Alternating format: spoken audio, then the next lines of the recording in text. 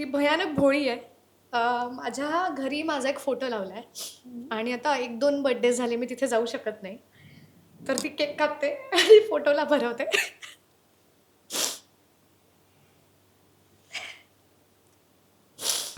नमस्कार, मी मधुरा शिदे आणि कलाकृती मिळणार तुम्हा सगळ्यांचं मनापासून स्वागत आहे. अतिशय भावनिक करणारा एक सुंदर सिनेमा लवकरच भेटीला येतोय, ज्याचं नाव आहे तिघी. आणि तिघीची दिग्दर्शिका हे मला ओळख करून देताना फार आनंद होतो, कारण का कायम आपण असं म्हटलं जातं दिग्दर्शक दिग्दर्शक, आणि आज इकडे फिमेल डिरेक्टर आहे, त्याच्यामुळे मला फार कमाल वाटतंय. जिजविषा काळे आणि निर्माते आहेत निखिल महाजन. नमस्कार, कसे आहात? मी मस्त आहे. निर्मात्यांबरोबर त्यांनी पटकथा आणि संकलन पण केलंय. सो सो येस, निर्माते, पटकथा सर्व तिन्ही धुरा सांभाळलेल्या आहेत. येस, मूवी आत्ताच पाहिला आम्ही आणि कमाल झालेला आहे. म्हणजे मी जसं म्हटलं की खूप भावनिक करणार आहे. प्रत्येक सीन अंगावरती काटा आणतोय. त्यातले डायलॉग्स तर कमाल आहेतच, पण मला वाटतं आपण ना ज्यावेळेस एखादं गाणं ऐकतो आणि ते बघतो, हे जेव्हा दोन्ही एकत्र होतं ना, तेव्हा ते खूप जास्त फील होतं आपल्याला. आपण ते खूप जास्त काय म्हणतो समजून घेऊ शकतो. मला ऐकायला आवडेल की ही सगळी सुरुवात कशी झाली. ठरवलं कधी की हा सिनेमा करायचा आहे किंवा अशा पद्धतीचं दिग्दर्शन असणार आहे, हे असं असं करायचं आहे, मला ऐकायचं. सिनेमा करायचा आहे हे ठरल्यानंतर आता काय गोष्ट सांगावी याचा विचार करत होते. 2024 कदाचित आम्ही याच्यावर काम सुरू केलं आहे आणि निखिल माझा मेंटॉर आहे. त्याच्याबरोबर डिस्कस करत करत करत वर्ष लागलं आम्हाला या गोष्टीचा पूर्ण एक साचा निर्माण करायला. आणि त्यापासून पुढे 2 वर्ष लागली तुमच्यासमोर आता हा सिनेमा आणायला. मला असं वाटतं की माझ्याकडे खूप गोष्टी आहेत सांगायला, पण कदाचित या गोष्टींनी माझी पहिला सिनेमा म्हणून निवड केली आणि I am lucky that I get to tell the story. So it's that. Nikhil sir? नाही, जीजी आता अनेक वर्ष आमच्याबरोबर काम करते आणि इट वॉज नॅचरल की तिची पहिली फिल्म आपण प्रोड्यूस करावी, कारण खूपच पोटेन्शियल आहे. तिने भरपूर ॲड्स केल्या आहेत. तिने भाडीपाचा जो दिन दिन दिवाळी नावाचा जो म्युझिक व्हिडिओ तो तिने डिरेक्ट केला आहे आणि अशा अनेक तिने नेटफ्लिक्ससाठी, ॲमेझॉनसाठी. So she is done a lot of work as a director. आणि मग नॅचरल होतं की तिची आता पहिली फिल्म करायला ती रेडी असं वाटत होतं. आणि ही गोष्ट तिच्याकडे एक कॉन्सेप्ट सारखी होती जी आम्हाला आवडली. आणि मग नेहाला ती ऐकवली, कारण नेहा त्याच्यात असावी असं वाटत होतं. जून नंतर आम्हाला काहीतरी एकत्र प्रोड्यूसही करायचं होतं, पण काही विषय ॲज सापडत नव्हता. आणि याच दरम्यान आम्ही एक नवीन निर्मिती संस्था सुरू केली, कोकलिको नावाची, ज्याच्यात मी, सुहृद आणि स्वप्नील असे आम्ही तिघं पार्टनर्स आहोत. आणि आत्ता मी बसलो आहे जरी तरी I am representing all 3 of us. तर कोकलिकोला पण आम्हाला एक सिनेमा ज्याने आमच्या कंपनीची सुरुवात होईल असा हवा होता. आणि कुठेतरी वाटत होतं की स्वतःची फिल्म नसावी. निर्मिती संस्थेची सुरुवात होताना असं वाटलं दुसऱ्या कोणाची तरी फिल्म प्रोड्यूस करूया. असं का? नाही, असं ह्याच्यासाठी की मग प्रोड्युसिंग फोकस नाही करता येईल, कारण अदरवाईज मग मी डिरेक्ट करत असलो तर माझं लक्ष, आणि मला असं वाटलं पहिली निर्मिती हे पूर्णपणे झोकून देऊन करण्याची इच्छा होती. आणि त्या सगळ्या गोष्टी ॲक्च्युली जुळून आल्या. आणि जसं जीजी म्हणाली तसं फिल्मनी आम्हाला निवडलं. आम्ही ॲक्च्युली खरं तर ती फिल्म नाही निवडली, कारण अनेक विषय वेगवेगळे सुरू होते. काही फिल्म्स अशा ज्या मला डिरेक्ट करायच्या होत्या, ज्या लिहून तयार आहेत, ती करावी का, किंवा 1-2 सिनेमे सुरूचचे होते जे त्याला डिरेक्ट करायचे होते, ते पण लिहून तयार होते. पण फॉर सम रिझन ही फिल्म अशी घडली आणि ती म्हणते आम्ही 2 वर्ष लिहिली वगैरे, आणि ते काही अंशी खरं पण आहे. पण ॲक्च्युली ही फिल्म माझ्या करिअरमधली फास्टेस्ट फिल्म आहे. म्हणजे ही जुलैमध्ये शूट होऊन आता मार्चमध्ये रिलीजला आली आहे. म्हणजे ही खरं तर पिफमध्येच दाखवण्यात आली होती, त्यामुळे ही तशी टेक्निकली डिसेंबरमध्येच रेडी झालेली आहे फिल्म. सो आणि आमच्या जनरली 4 वर्षातनं एक फिल्म, 3 वर्षातनं एक फिल्म असं असल्यामुळे हे खूप वायुवेगाने घडतं आहे. म्हणजे माझ्यासाठी हे जरा स्टील ट्राईंग टू अंडरस्टँड. पण हां, म्हणजे अशी प्रोसेस एक होती ओव्हरऑल.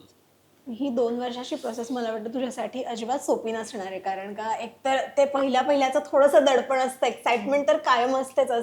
ती प्रोसेस तुझ्यासाठी कशी होती, आणि कट्टू आता ज्या गोष्टीची तू वाट बघितली होतीस 2 वर्ष किंवा त्याआधी तुझ्यासाठी ती प्रोसेस अजून असेल की विचार करतेस आणि सगळं, आणि आता फायनली ते बाळ आता सगळ्यांसमोर येणार आहे, प्रेक्षकांसमोर.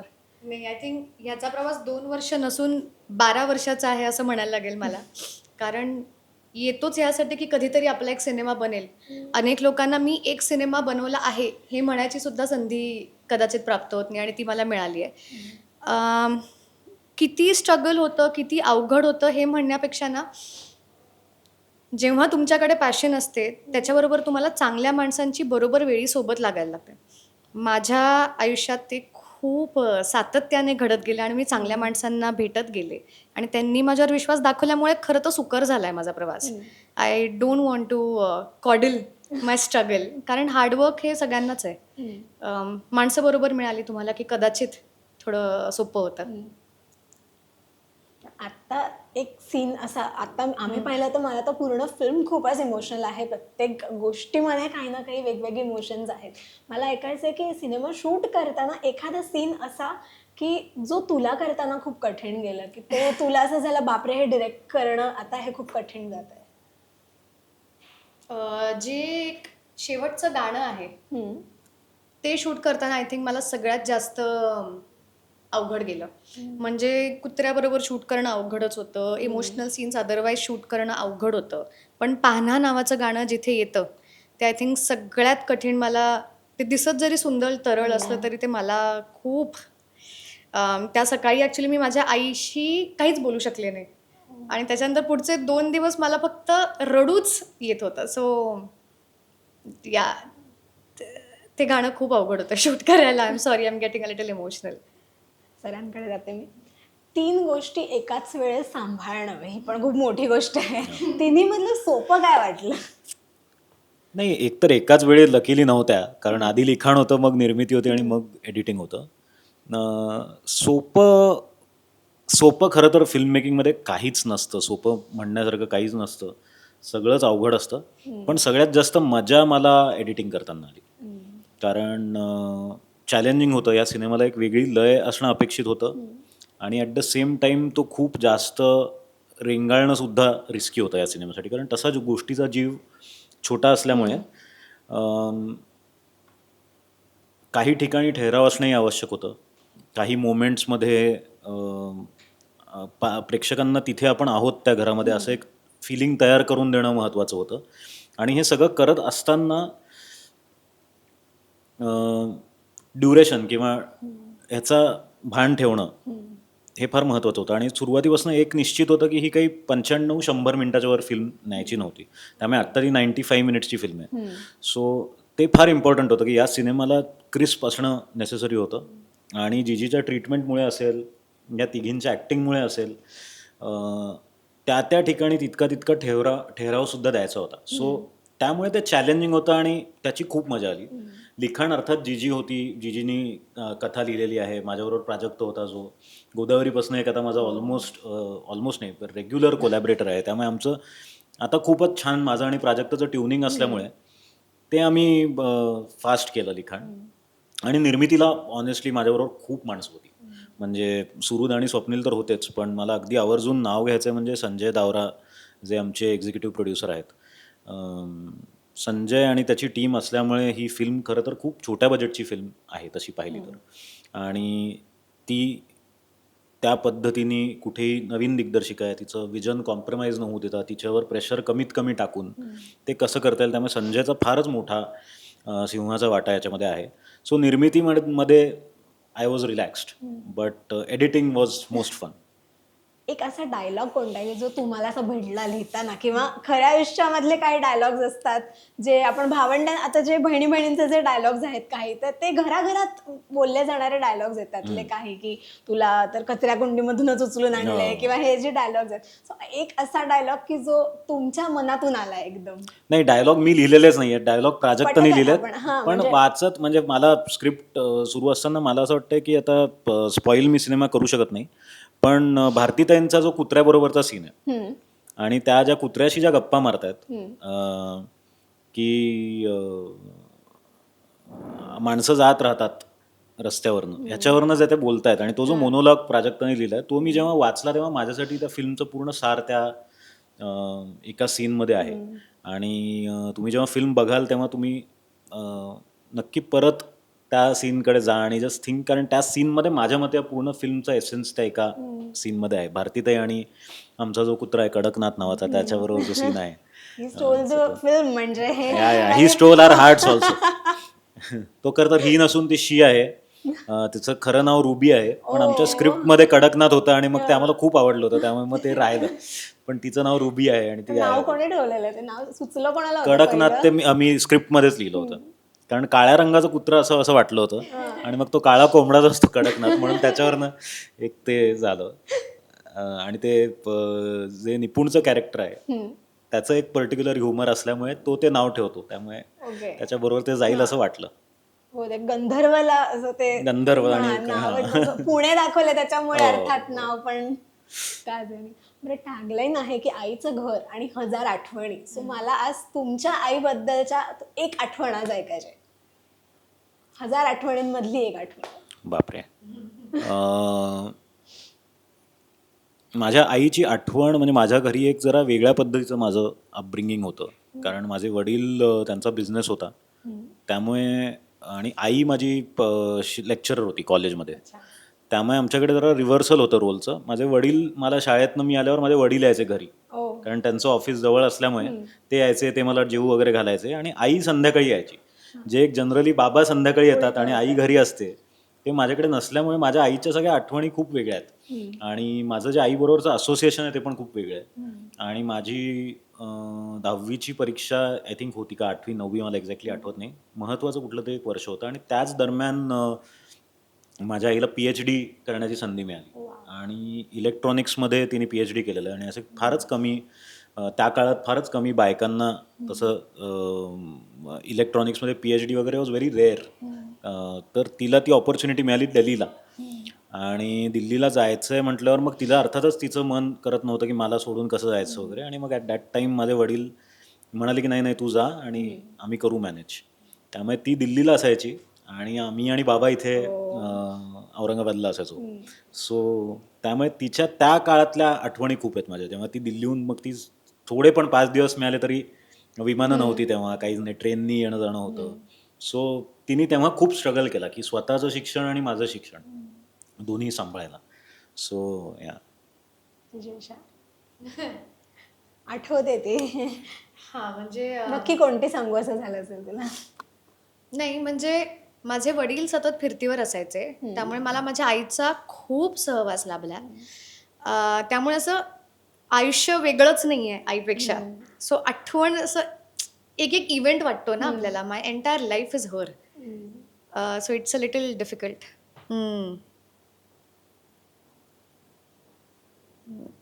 सॉरी, मला बरं, आता आठवण नको सांगूस, पण Please. आई, आता तू जे म्हणालीस की तुझं आणि आईचं नातं जे तू आता सांगितलंस, आईसाठी एक जर का छान गोड मेसेज द्यायचा असेल आज, तर काय देशील? आईला अर्थात खूप अभिमान वाटत असेल, कारण लेकीची पहिली फिल्म आहे आणि आय एम डॅम शुअर की खूप कमाल प्रतिसाद मिळणार आहे प्रेक्षकांचा.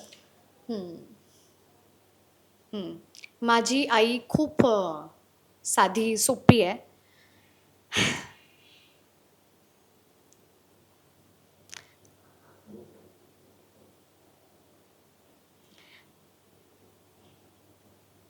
तिच्यासारखं निर्मळ मला नाही होत आहेत. It's very difficult to be her. She is extremely kind.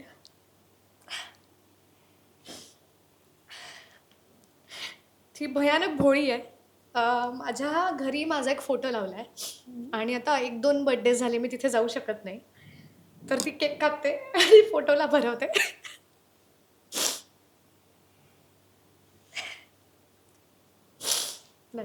Okay. आईसारखं सोपं मला होता येत नाही. Thank you. I try to be the person you think I am. That's it. Sorry, I don't like. That's fine, that's fine, that's absolutely. Okay, please.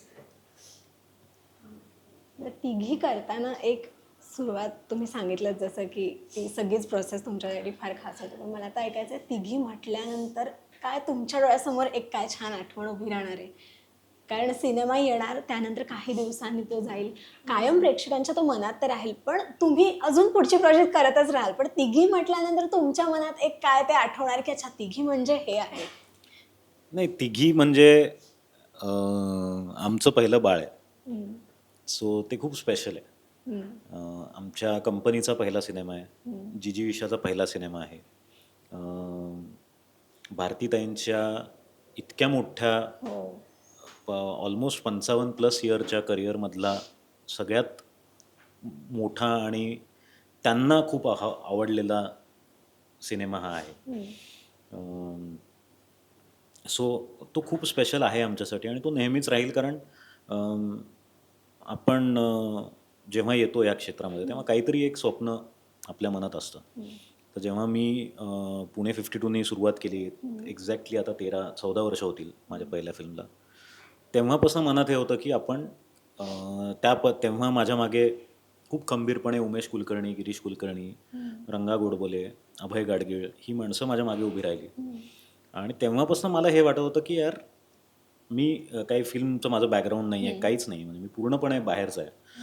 So तेव्हापासून एक निश्चित वाटत होतं की एक दिवस आपण सुद्धा त्या पोझिशनमध्ये यावं जिथे आपण कोणाला तरी हा प्लॅटफॉर्म जो आहे हा आपण उपलब्ध करून देऊ शकू, कोणाच्या तरी पाठीशी आपल्याला उभं राहता येईल. आणि तो दिवस यायला 13-14 वर्ष लागली, पण तिघीच्या निमित्ताने ते मी आणि सुहृद आम्ही ते करू शकलो. अनेक वर्ष आमच्या गप्पा व्हायच्या की आपण प्रोड्युसर्स होऊ, आपण वेगवेगळ्या फिल्म्स बनवू, वेगवेगळ्या डिरेक्टर्स बरोबर काम करू आणि नवीन लोकांबरोबर काम करू, नवीन लोकांच्या मागे उभे राहू. संधी देणं हे म्हणणं बरोबर वाटत नाही, कारण संधी देणारे आपण कोणी नसतो, पण लोकांच्या मागे उभं राहणं आणि त्यांना त्यांची स्वप्न पूर्ण करण्यास मदत करणं हे करायचं होतं, कारण माझी कोणीतरी केली होती, कोणीतरी एकदा माझी फिल्म केली, त्यामुळे आज मी कोणाची तरी फिल्म करू शकतोय. आणि आय होप की आणखीन 13 वर्षांनी जीजी इथे बसलेली असेल आणि कोणीतरी एक यंग दिग्दर्शक किंवा दिग्दर्शिका तिच्याबरोबर असेल आणि तू हा प्रश्न तिला विचारशील आणि ही सायकल सुरू राहावी. कारण सिनेमा इज फॉर एव्हर आणि त्यामुळे जरी तो थिएटरमधनं गेला, कुठूनही गेला, तरी तो नेहमीच स्पेशल असतो आपल्याकडे. त्यामुळे आमच्यासाठी कोकलिकोसाठी अतिशय महत्त्वाची आणि खूप जवळची फिल्म आहे तिघी. क्या बात. जिजीविशा? मी काय म्हणणार आहे तिघीबद्दल. तिघी हा माझा पहिला सिनेमा आहे, मला वेगळं काही त्याबद्दल आठवूच शकणार नाही. आपण ज्यांच्याबरोबर अनेक वर्ष काम करतोय त्यांनी आपल्यावर एवढा विश्वास दाखवणं आणि संधी देऊ शकत नाही, बरोबर म्हणतोय निखिल, पण ती एक संधी निर्माण करणं जी आहे आणि त्यासाठी तुम्हाला एनकरेज करणं किंवा तुमच्या भल्यासाठी तुमच्या काय होतं ना, आपली माणसं असल्यावर आपण थोडेसे पसरतो, तर ते बरोबर ठिकाणी तुम्हाला थांबवणं, कुठे थोडंसं सैल सोडणं, हे सगळं जे लोक प्रेमाने करू शकतात ना त्यांच्याबरोबर मी काम करू शकले ह्याचा मला कायम आनंद राहील. माझ्या पहिल्या सिनेमावर काम करताना मला बाकी कसलाच विचार करावा नाही लागला अदर दॅन मला आत्ता शॉट काय घ्यायचा आहे. हे प्रिव्हिलेज खूप कमी लोकांना मिळतं आणि if I can do even half of that, जेव्हा मी कदाचित या खुर्चीत असेन, I think I will have learned a lot. क्या बात आहे. पण मला एक क्युरिओसिटी आहे की तुला दिग्दर्शनाची आवड कधीपासून लागली? म्हणजे असं एक असं ना, प्रत्येकाचं लहान असल्यापासून काही ना काहीतरी एक स्वप्न असतं. So तुझं हे पहिल्यापासूनच ठरलं होतं की तुला पुढे जाऊन दिग्दर्शनच करायचं आहे? हो, म्हणजे ते थोडंसं आईवडिलांची भांडत, मग त्यांनी ओके म्हणत, असं करत करत कुठेतरी 20व्या वर्षी त्याला एक धक्का लागला. पण लहानपणापासूनच मला गोष्टी सांगायच्या होत्या आणि मला वाटलं सिनेमा हे माझ्यासाठी करेक्ट माध्यम आहे. म्हणजे मला वाचनाची पण आवड आहे, मला नाटक बघायला आवडतं, सगळं आवडत जरी असलं तरी हे मीडियम माझ्यासाठी करेक्ट आहे, हे मला असं खूप खूप अर्ली इयर्समध्येच लक्षात आलं होतं. फक्त ते करायला मिळेल हे तेव्हा इतकं खरं नव्हतं वाटलं. तू त्याचा पुरेपूर उपयोग करून घेतलायस. I hope so, I really hope so. आणि बहिणींची छान एक गोष्ट पण दाखवली ह्याच्यामध्ये. सो मला सांगा, तुम्हालाही भावंड असतील, बहिणी किंवा भावंडांच्या नात्यामध्ये मला सांगा साधारण तुम्हाला महत्वाचं काय वाटतं? म्हणजे सॉरी जास्त महत्वाचं वाटतं की तू आहेस ना हे विचारणं किंवा मी आहे हे म्हणणं? मला कोणीच बहीण भाऊ नसल्यामुळे कझिन्स असतील. नाही, पण शक्यतो मी स्वतःलाच सॉरी म्हणतो आणि स्वतःलाच Self-motivator. त्यामुळे आणि जीजीचं पण तसंच आहे, कारण आम्ही दोघेही कुठेतरी मला वाटतं आम्ही दोघेही सिंगल चाइल्ड्स असल्यामुळे आम्हाला वाटतं की एक आमची एक आपल्याला एक लहान बहीण किंवा मोठी बहीण असावी ही इच्छा आम्ही आमची पूर्ण करून घेतली असं की असती तर काय झालं असतं हे साधारण एक आहे. पण ऑफकोर्स कझिन्स आहेत लाईक यू सेड, माझे खूपच क्लोज फॅमिली आहे लहानपणापासून. त्यामुळे ते इट्स प्रिटी मच. आणि जे नातं फिल्ममध्ये आहे ते खूप जवळून त्या पद्धतीची नाती पाहिलेली आहेत आणि ती तशी उतरवण्याचा प्रयत्न केला. त्यामुळे ते आय थिंक तो जो ॲस्पेक्ट आहे नेहा आणि सोनालीचं जे नातं आहे आय थिंक ते सगळ्यात जास्त रिलेटेबल असेल लोकांना, कारण ते खूपच जवळ आहे मला वाटतं रिअल लाईफच्या. म्हणजे सगळंच दाखवलंय तुम्ही त्याच्यात. त्यांचे राग दाखवलाय, त्यांच्यातलं प्रेम दाखवलंय, त्यांचे टोमणे, सगळ्याच गोष्टी येतात त्याच्यामध्ये. एखादा असं आतून आलंय का की हा टोमणा मी मारलेला किंवा हा मी मारू शकते का? हे प्राजक्ताला विचारायला पाहिजे, कारण ते संवाद सगळे प्राजक्तच आहेत, त्यात आमचा अजिबात काही हात नाही. तुम्हाला वाचताना किंवा ते ऐकताना असं जाणवलं? नाही, आम्हाला मजा यायची, पण ते ऑनेस्टली आम्ही जगलेलं नसल्यामुळे ते वी डोंट नो दॅट. ही आम्ही बघितलेली माणसं आहेत हे नक्की आमच्या लक्षात येतं बघून. म्हणजे प्राजक्ताला याचं सगळं क्रेडिट आहे. पण खूपच सुंदर झाली आहे फिल्म आणि आम डॅम शुअर की सगळ्यांना खूप आवडेल. आणि अभिनंदन, मला तुला आधीच म्हणायची इच्छा होते, कारण का मला असं खरंच वाटतंय की ह्याला खूप सुंदर प्रतिसाद मिळणार आहे. हाऊसफुलचे बोर्ड्स लागतील थिएटर्सच्या बाहेर आणि असेच छान छान सिनेमे घेऊन आमच्या भेटीला येत राहा. आणि हा पहिला आहे आणि दणक्यात आलेला आहे सगळ्यांच्या समोर, येणार आहे थोडक्यामध्ये. आणि त्यानंतरची तुझी सगळी प्रोजेक्ट अशीच कायम छान छान होत राहून आणि असे सगळे छान लोक तुला भेटत राहून. थँक्यू सो मच आणि खूप खूप शुभेच्छा. थँक्यू. रसिका हो, कलाकृती मीडिया म्हणजे मनोरंजनाची लयलूट. मनोरंजन क्षेत्रातील किस्से व घडामोडींचा आस्वाद घेण्यासाठी कलाकृती मीडिया या यूट्यूब चॅनलला सबस्क्राईब करा आणि व्हिडिओ लाईक करा.